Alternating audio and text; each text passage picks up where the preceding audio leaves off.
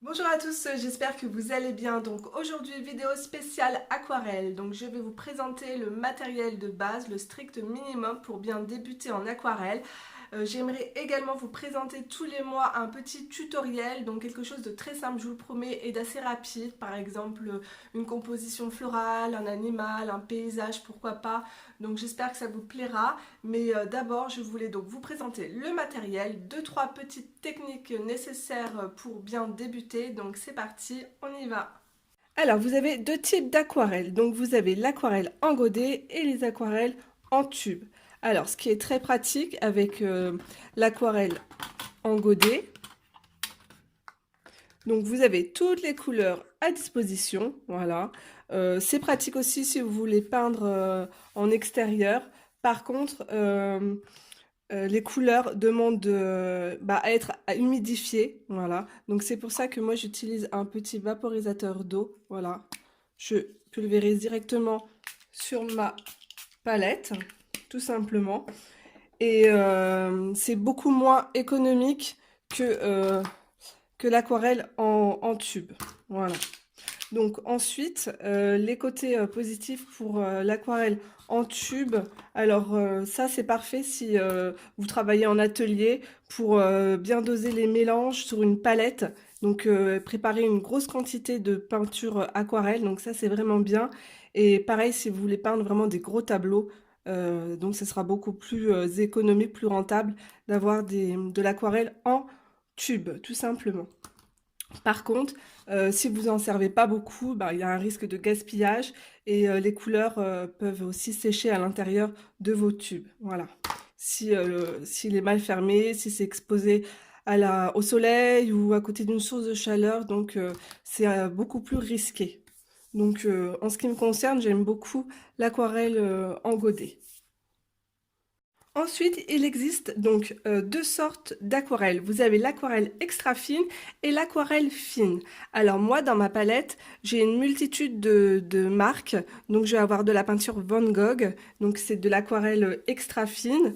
J'ai de la peinture aussi, j'ai de l'aquarelle Sennelier, White Night. Ici, vous avez des jolies couleurs pastel. C'est la marque Prima Marketing. Je vous mettrai tous les liens en barre d'infos, ne vous inquiétez pas.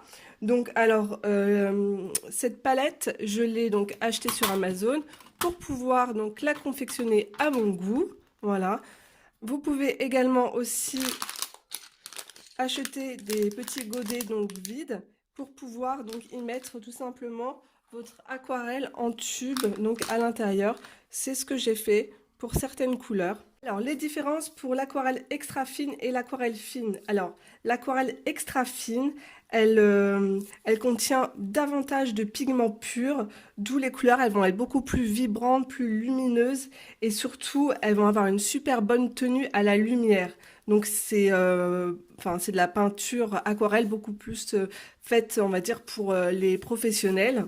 Et l'aquarelle fine, donc bon, vous avez compris, elle sera moins chère, il y aura moins de pigments à l'intérieur et les couleurs, bon, bah, elles vont passer au soleil si vous avez envie d'exposer vos aquarelles chez vous ou pour même les offrir, ben, au fil du temps, elles perdront leur couleur tout simplement.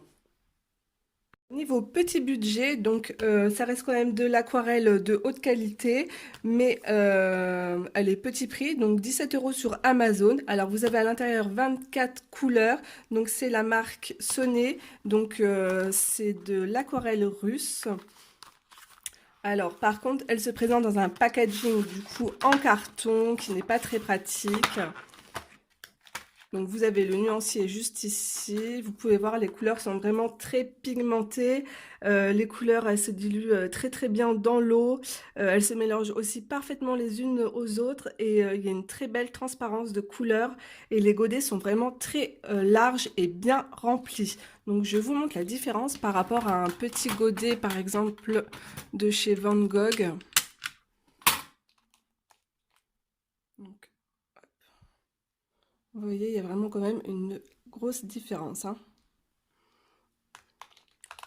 Donc j'aime beaucoup cette aquarelle aussi également.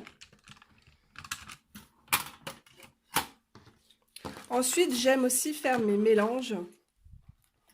Parce que là, en fait, vous ne pouvez pas mélanger vos couleurs. J'aime faire mes mélanges dans une grosse palette, comme ça, voilà. Vous pouvez aussi également y mettre votre aquarelle en tube à l'intérieur, voilà. Alors, juste ici, comme vous pouvez voir, je vous montre la couleur. Donc, c'est vraiment une couleur or pur.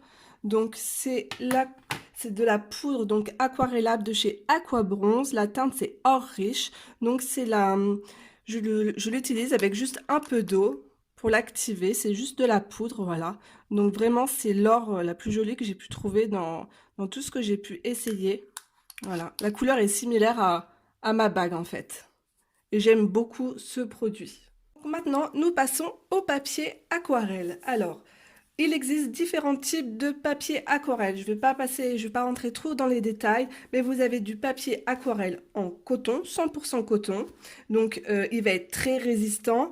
Il peut être fait main. Il va être donc de haute qualité, d'où le prix, il va être assez onéreux. Ensuite, vous allez avoir du papier cellulose. Alors, cellulose, il va être parfait pour débuter et pour s'entraîner également.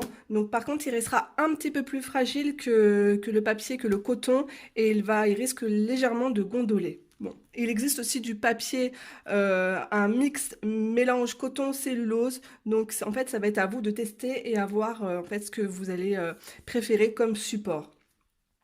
Ensuite, il existe également différents types de toucher au niveau du papier de la qualité. Alors, vous allez avoir du grain satiné, il sera beaucoup plus doux, plus lisse. Vous allez avoir aussi du grain fin, donc comme ici chez Arche, donc le grain va être fin. Donc c'est idéal pour les débutants, ça va être le meilleur papier donc pour les débutants. Et ensuite, vous allez avoir une autre qualité, ça va être le grain torchon. Donc, il va être fait en fait plus pour, on va dire, les professionnels et plus pour les effets de texture comme des reliefs, des pierres, des arbres, un muret, voilà. Donc, pour nous, enfin, je pense le mieux, ce sera vraiment le grain fin pour papier, grain fin pour débutants, voilà. Ensuite, vous allez avoir aussi différentes couleurs au niveau du papier. Vous allez avoir du papier blanc, ivoire, crème. Donc, plus le papier sera blanc, plus la lumière va ressortir de votre dessin. Il sera beaucoup plus joli. Donc, ensuite, on va parler grammage. Alors, le grammage, pour le papier aquarellable, il va de 185 à 800. Mais la moyenne, en moyenne, généralement, c'est souvent du papier, donc 300 grammes au mètre carré. Donc voilà. Donc ici, vous pouvez voir aussi également le papier, ça va être du 300 grammes au mètre carré. Alors niveau tarif, donc ici chez Arche, on est plutôt dans le haut de gamme. Donc le bloc, donc vous avez que 12 feuilles à l'intérieur, il va être dans les alentours de 15 €. Mais les prix peuvent monter à plus de 50 € chez Arche. Vous avez également donc chez Canson, donc plus petit prix. Alors moi personnellement, je vais faire tous mes dessins, mes tutoriels avec vous dans ce bloc. C'est un petit bloc A5, donc il est très pratique. Et le prix, je l'ai eu dans les environs de 8 €. Donc sur Amazon, je vous mettrai aussi le lien en barre d'infos. Et les pages sont détachables. Donc c'est super sympa si vous voulez après offrir votre dessin. Et je trouve que le format est idéal pour pouvoir aussi l'encadrer. Donc voilà. Ici, vous avez un autre type de papier. Donc vous avez 30 feuilles à l'intérieur. Donc c'est du papier. Alors pareil aussi, vous avez du papier pressé à froid, pressé à chaud. Mais là, c'est trop rentré dans les détails. Donc ici, vous avez 30 feuilles. Le papier est de très bonne qualité. Je l'ai payé 12 €. Donc, je mettrai aussi le lien en barre d'infos. Par contre, là, on est vraiment sur un beaucoup plus grand format. Donc voilà, c'est du 21-29/7. Donc voilà pour le papier. Maintenant, nous allons passer au petit matériel. Alors, pour dessiner, je vais me servir d'un crayon à papier tout simple, voilà. Mais pour estomper ensuite mon coup de crayon, je vais me servir de ma gomme. Donc, c'est une gomme mie de pain. Donc c'est une gomme qui est malléable, voilà. Donc là, vous pouvez voir ici, elle est sale, je ne l'ai pas travaillée. Ici, elle est un peu plus blanche. Et en fait, ce que vous allez faire, c'est juste en fait estomper, voilà, les coups de crayon avec cette gomme, tout simplement. Donc je trouve que pour moi, c'est un indispensable, voilà. Et ensuite, pour tracer, retracer par exemple vos traits noirs sur votre aquarelle, vous avez de la marque Faber-Castell. Donc moi, c'est un coffret que j'ai acheté, voilà. Là, c'est la taille S, mais surtout, c'est qu'ils sont résistants. Vous pouvez voir ici. Ils sont résistants à l'eau. Donc voilà. Je les trouve vraiment très bien et ils ne sèchent pas. C'est surtout ça qui est vraiment bien. Donc ils ne vont pas baver et le noir est très intense. Alors je continue avec le matériel. Donc ici, donc c'est du drawing gum. Voilà, c'est une pâte de camouflage. Voilà, je vous montre l'intérieur. Donc je viens prélever cette pâte avec un pinceau. Voilà. Sur mon dessin, là où en fait je veux que mon aquarelle soit protégée, que mon dessin soit protégé ensuite pour pouvoir passer donc l'aquarelle dessus pour que la partie en fait reste blanche, tout simplement. Donc je vous montrerai ça aussi, donc cette technique. On continue dans le petit matériel, donc j'aime utiliser également des crayons blancs. Donc ici ce sont des crayons de la marque Signo, vous avez donc le crayon Uniball Signo qui va être beaucoup plus petit, plus fin et son grand frère il sera beaucoup plus large, la mine sera beaucoup plus large. Donc voilà pour les crayons blancs. On va rester dans le blanc avec la gouache. Donc en fait ce qui est compatible avec l'aquarelle, ça va être la gouache blanche. Donc un indispensable aussi si vous voulez créer de la neige, si vous voulez éclaircir votre aquarelle pour donner des teintes pastel, si vous voulez également donc créer des étoiles, voilà. Donc un indispensable aussi avec une brosse à dents, voilà, tout simplement pour pouvoir venir prélever la peinture et puis travailler pour pouvoir faire par exemple des étoiles tout simplement sur votre aquarelle. Donc maintenant nous allons passer au pinceau. Donc ici ce sont des pinceaux réservoirs d'eau tout simplement. Donc il en existe de différentes marques. Alors ici je vais avoir un pinceau de chez Pentel, c'est la taille S. Je l'aime énormément, je l'utilise très souvent. Je trouve qu'il a un très bon débit d'eau, voilà. Donc il coule, enfin la mine est toujours bien humide. Donc ça se dévisse, vous mettez l'eau comme ça à l'intérieur. Et par petite pression, vous appuyez et tout simplement l'eau va sortir. Voilà. Donc aussi c'est très pratique si vous voulez aussi peindre à l'extérieur. Donc j'en ai de différentes sortes.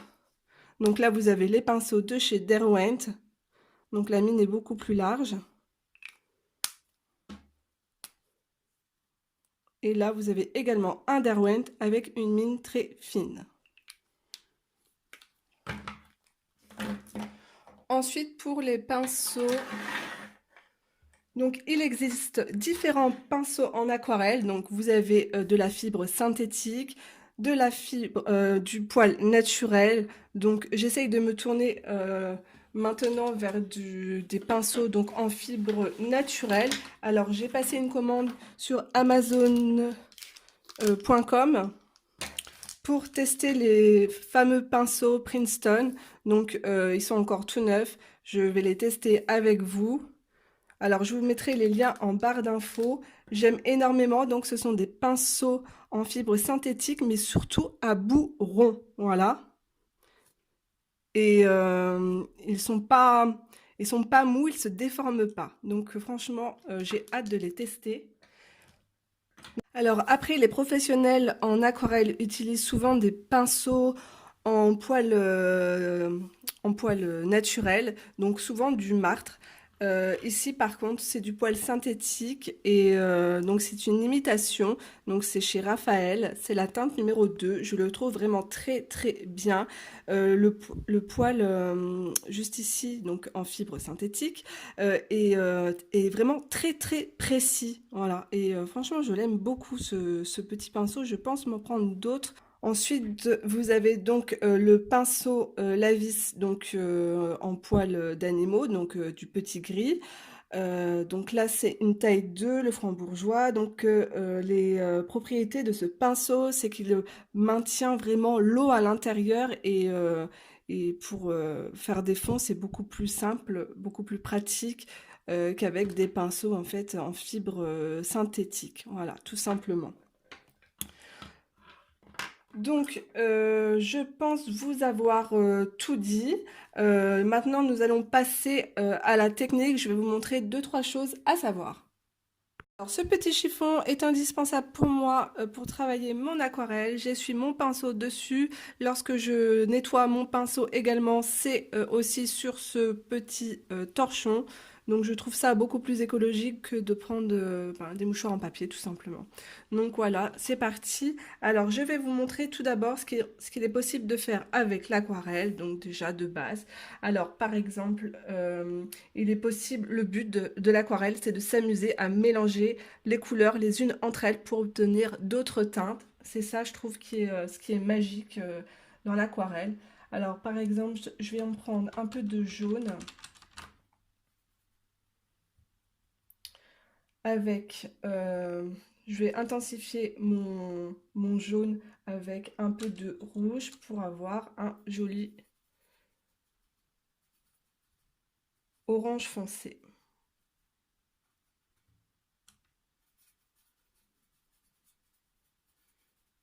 Voilà, tout simplement.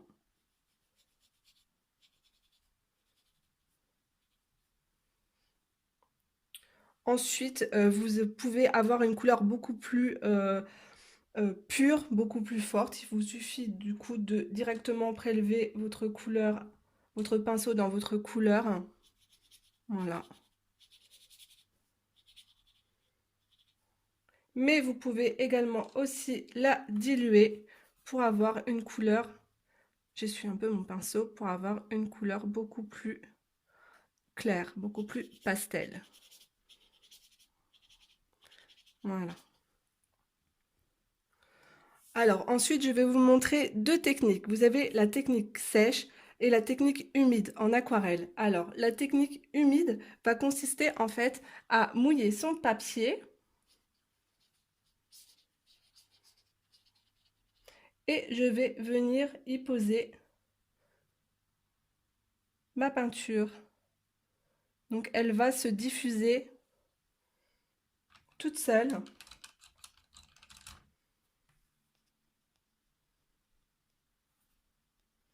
Voilà, ça c'est la technique humide.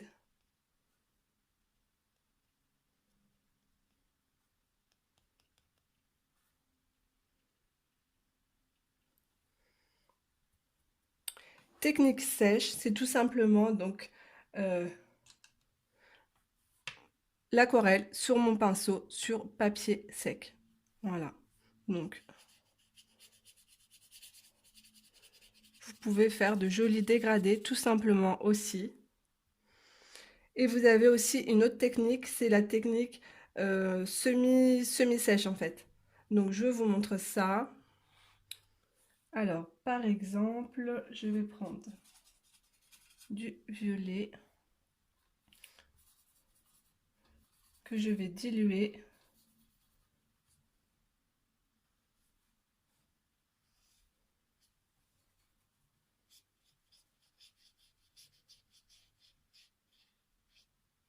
Donc je ne suis pas venue mouiller mon papier directement. Et là, je vais prendre du violet beaucoup plus foncé.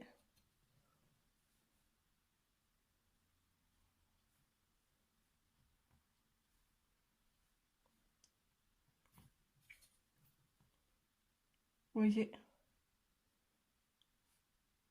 l'aquarelle se promène d'elle-même sur le papier.